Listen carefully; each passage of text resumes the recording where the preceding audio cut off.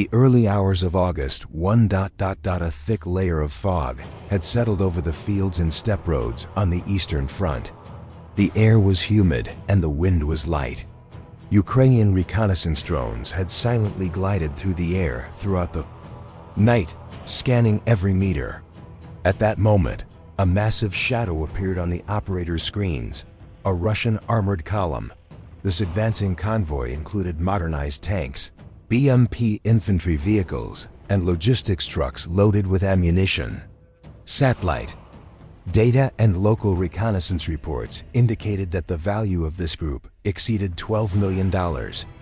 This was not merely a military target. It was a formidable fist Russia had prepared to strike a new blow at the front.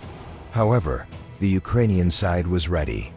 Alarms began to sound at the operations center. FPV kamikaze drone teams were deployed.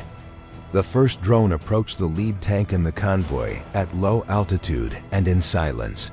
The tank's electronic jamming systems were active, but it made no difference. The drone struck the armor's weak point, and the engine stopped instantly. The metal colossus came to a standstill. The convoy had halted. This was the moment the Ukrainian operators had been waiting for. The second and third FPV drones took off swiftly. One dove into the engine compartment of the second tank, igniting a fire inside. The rising smoke was a demoralizing sign. The last tank tried to maneuver to escape, but the third drone caught it. Within just 15 minutes, the $12 million pile of death machines had turned into burning metal scrap. Meanwhile, another threat appeared on the horizon. A new Russian attack group.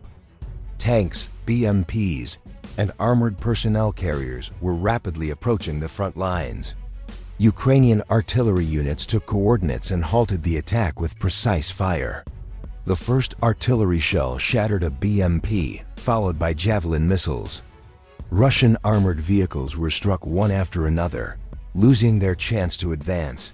Over 80% were destroyed in a short time. FPV drones systematically targeted the remaining vehicles.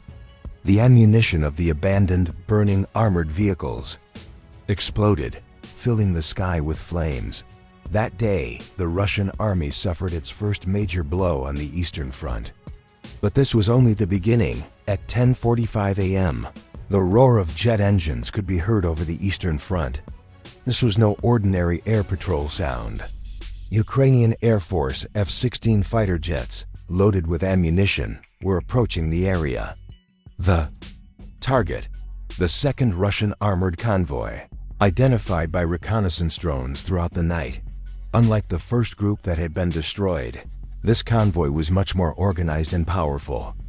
It consisted of at least 15 tanks, 10 armored personnel carriers, and dozens of ammunition trucks. But the real threat was the electronic warfare vehicles accompanying them.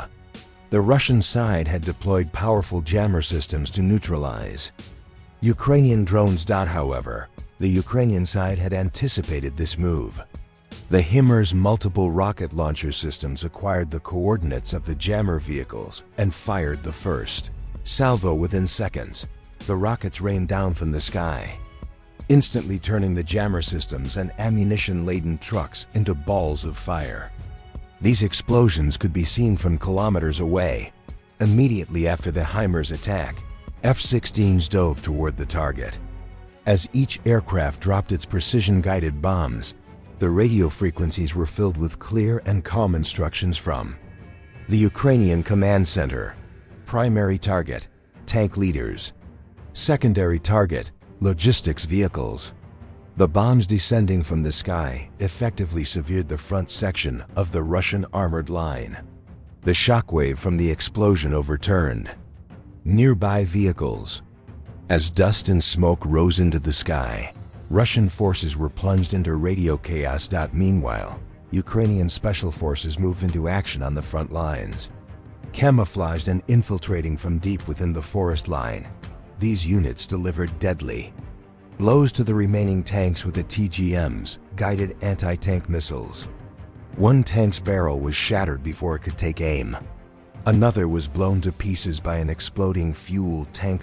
Russian soldiers were now caught between 2 fires, F-16 attacks from above, precise HIMARS fire from long-range, ATGM strikes from special forces at close range. The final blow was delivered by FPV drone teams. Dozens of small, silent death machines launched from the forest line, diving one by one into the remaining vehicles and positions. Each explosion further shattered the morale of the Russian army. After the attack ended, what remained were shattered vehicles, ammunition burning in flames, and soldiers retreating helplessly. On that day, the Ukrainian front did not merely repel an attack, it delivered a strategic lesson to the enemy. This is Ukraine. You cannot advance here. On the morning of August 2nd, the front line was quiet. Only the smoke rising from the night's fighting and the smell of burnt metal lingered.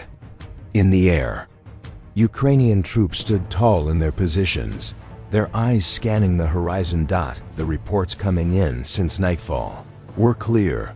Russia's 2 major armored offensives on the Eastern Front had failed completely. At least 25 tanks, 20 armored vehicles, and 8 ammunition trucks had been destroyed. The enemy's chain of command had been almost completely broken. That day, there was as much pride as fatigue on the faces of Ukrainian soldiers. Because this victory had not only been won on the front lines, it had also disrupted Moscow's strategic plans. Russia had lost the operation. It had prepared for weeks in less than 24 hours. The commanders conveyed the following message to the soldiers on the ground. This land is ours, this freedom is ours. No matter how strong the enemy comes, we are more determined. Slava Ukraini. Following this victory, Ukraine's morale reached its peak. Images of soldiers spread on social media. FPV drone pilots smiled as they recounted the moments of the operation. HIMARS. Teams watched the rockets being fired over and over again. F-16 pilots analyzed every second of the airstrike and planned their next operation. Chaos reigned on the enemy side. Russian military blogs and Telegram channels were filled with headlines like, "Great armored disaster," and "Ukraine has taken control of the skies." This was not just a tactical victory. It was proof that Ukraine had achieved the impossible. By combining technology, courage, and strategy, your task now. Everyone should hear the story of these heroes. Share this video, leave a comment, and subscribe to our channel. Every view, every comment is a morale boost for the soldiers on the front lines. Slava Ukraini, Heroium Slava.